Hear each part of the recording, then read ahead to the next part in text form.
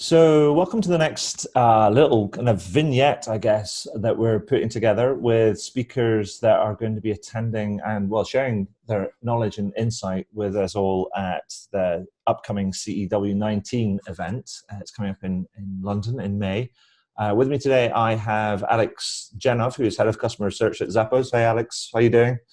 Hi, Adrian. Good to be with you again. Yeah, and so we're just going to go rattle around a few questions that will give you a bit of a flavor of where Alex is coming from and some of the stuff that he's going to share. But before we dive into it, Alex, do you want to just kind of give us a quick introduction about who you are and what you do across the Zappos? Because everybody knows Zappos, and so tell us what you do over there. Absolutely. Sure thing, Adrian. Over there, I'm heading up customer research, which is basically all about understanding customers as people. So employing all the methods, qualitative, quantitative, to hear what our customers have to say, to get into their heads, and to supplement all those insights and marry those insights to all the transactional data that's being gathered. Okay. There's other groups at Zappos that gather a lot of click data, a lot of financial data, a lot of transactional data. Mm-hmm. Our group is not dealing with that. Our group is supplying the why behind the what, if you will. Nice. So let me ask you a question, because Zappos is one of these. I guess you've probably achieved legendary status in the service and experience sort of like space, and we've talked about this before, and I think quite rightly so. So, can you give me a view on where do you see the future of CX kind of heading? Because like we've seen a lot of things, a lot of people talking about that, a bit of AI and automation, robotics, and predictive analytics and personalization, all this sort of like stuff. But where do you guys see the future heading? What are the big things you think are coming up, and what are the big challenges? What a great question. Let me get my crystal ball out here. I do from time to time make these snark remarks on LinkedIn and so on about, oh yeah, let's hear somebody predicting the future. Yeah. But let me try to express a few thoughts, because I've thought about it quite a bit. And I'd say, Adrian, I see the future of customer experience in general as building loyalty. Businesses building loyalty by understanding their customers as people. Right. And regaining customer trust. I think that's the key, regaining customer trust, because through our research, what we found recently, it's a really interesting insight. And, I've had this hunch personally and so on, and I'm sure you've thought about it.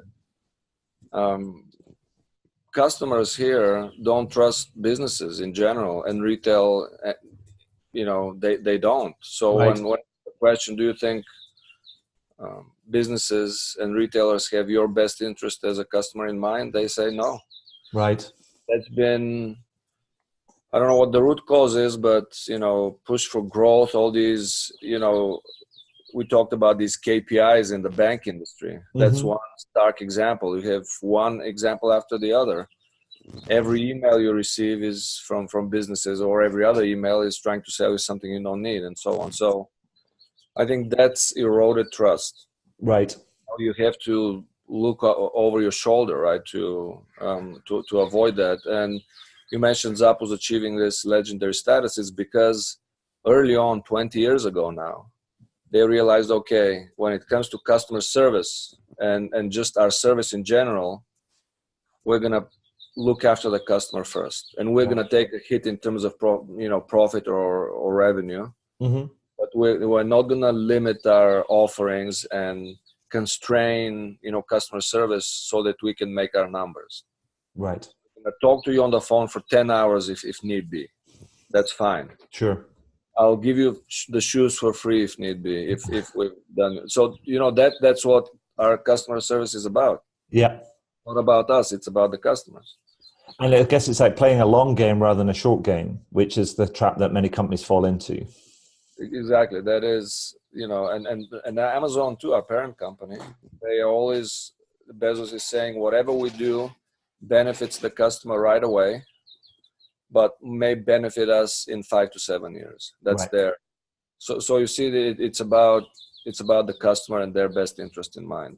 Perfect. And it can be hard, to adopt that and have faith that it's gonna pay off. And then online, translating that online, I would say, along the same theme, is bringing more human element to the technology, again with the best interest of the customer in mind. Right. So instead of saying, okay, we're gonna do chatbots because it's the hottest thing now, or conversational commerce, Yeah. I'd say, wait a minute, what are we trying to help the customer with? Yes. And then saying that's the what, then okay, what's the how? The how can be XYZ. Yes.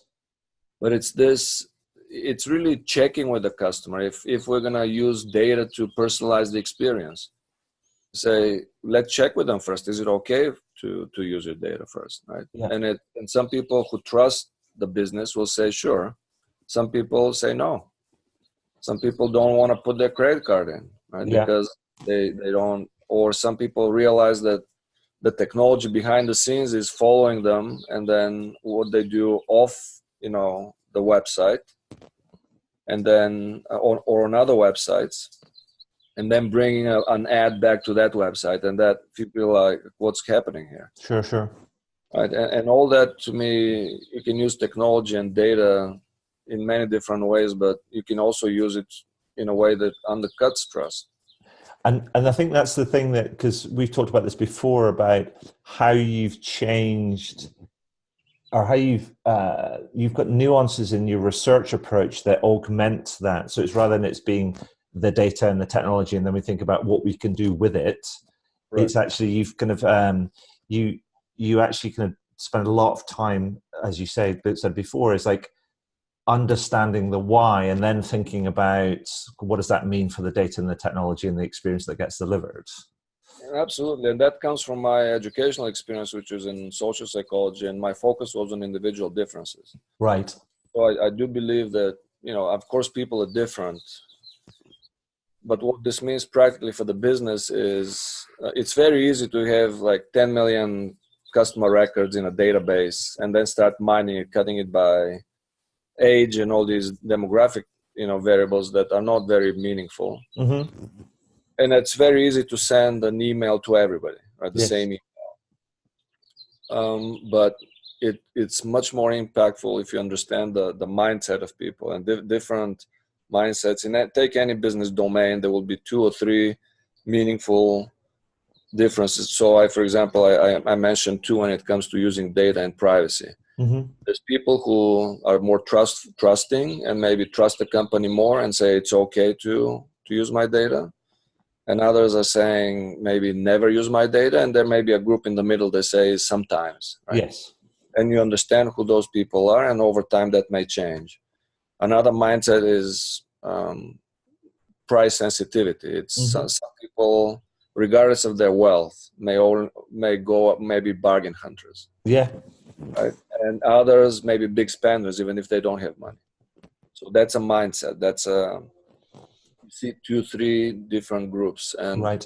My inspiration for this, one of my inspirations came from a Malcolm Gladwell talk on spaghetti sauce and happiness. And he talks about a guy called Howard Moskowitz, who studied that in the domain of psychophysics. Right. Specifically taste. And so by doing that rigorous research, he discovered that some people like chunky spaghetti sauce, while others like smooth, right? And I mean, you're smiling, but that discovery years ago brought in hundreds of millions of dollars to sure. And and it only took experimentation, it took checking and an empirical approach to find out. Mm. And so I know you talked about this idea not an idea, the fact that Zappos has been going for over 20 years now, and in that time, with the advent of I'm seeing technology and the whole data question sort of explode in the last kind of like 20 years, and particularly probably in the last 6 or 7 kind of years. I mean, has that impacted the way that Zappos goes about its it's sort of daily business, or have you found that actually where you started has just held true over the course of all the changes of over the last few years? Yeah, that's a great question, Adrian. There is a thread that's common and it's persistent, and this is the customer-centric approach. Right. The customer is the hero, and Zappos is a customer service company that happens to sell shoes now. That's our tagline. I love that. We have this in our lobby. It's a poster on the wall. It says Zappos is a country company that sells blank right now shoes, and we are about purpose over profit. We truly are, right? Mm-hmm. We're about experimenting with organization and company structure and so on, but the culture is consistent. In terms of technology, of course, we're evolving, and technology and assortment and all these other things. And indeed, there's a big focus on big data. It's across the board. Everybody's enamored with big data. And I'm kind of half jokingly saying that what we do, my group does at Zappos, is we're the antidote to that, which is basically trying to alert people to the fact that, okay, you're dealing with people, you're dealing with humans, and don't turn them into numbers. Yeah. The place for that when you report financials, but when you talk about customer experience, the experience part is a subjective feeling. And when you turn people into numbers for your statistical purposes, that contradicts directly that. So how do you, to me, that's one of the big challenges of CX in the future, is how you reconcile the fact that experience is deeply personal. Yes. To the fact that everybody's turning to numbers and reducing people to numbers. These two are in deep contradiction. And you have to resolve that. And so just one final thing, because Zappos has been in the midst of all this development and things, and Zappos has always been, the phone has always been central to Zappos' approach.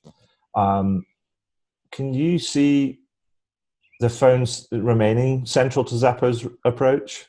Mm-hmm. So this perfectly fits the previous question. I would say the phone is the technology. The phone is the... Right. And so I would say, I think always there will be people, again, going back to individual differences, there will be people who will prefer a immediate personal interaction. Right.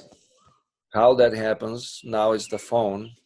Before, Alexander Bell, that was something else, right? Yeah. Now, I mean, you and I are doing this via, the internet, right? Via video link, right? So I think there will be people who need that for an immediate response, and maybe to hear a human voice. But others don't need the immediacy. They may want an offline kind of thing, right? To send a message and then check it later, see what happened. So I think it's interesting to see how things are going. I mean, the stereotype now you hear is that younger people don't want to talk, and that's fine. And I mean, sometimes I'm in the same boat. I don't want to talk. I'd rather sometimes chat, multitask, something else. But there's behavioral research that's showing, with the advent of new technology, particularly like intelligent voice assistants, that's actually that's what's actually happening is, as the more people actually use those things, and the fact that they're talking more, it's refamiliarizing themselves with talking to things, and also talking to each other. Absolutely. No, look, we're going back to vinyl right now, right? Yeah. I know. I'm exactly my sentiment. So there are all these phases going back and forth, but it was interesting. I think technology will change, but my focus is to really stick to understanding people as humans, and then applying those psychological insights to the technology, essentially. Perfect. So, Alex, I hope that that's given some people that are going to watch this kind of video, kind of listen in or whatever, a bit of a flavor of some of the things that you're going to share when you come to, come to convene with us in London, as it were. And I just want to say, well, thank you for your time today. It's quite early, even though the kids are way off to school already across there in Vegas. But I'm really looking forward to seeing you again in London, and hopefully we can have some more fantastic conversations and share a lot of knowledge and a lot of insight with the people that are in attendance. Absolutely, Adrian. Pleasure was all mine, and I can't wait to see you in person in London and talk to everybody there. Take care. Yeah. Bye.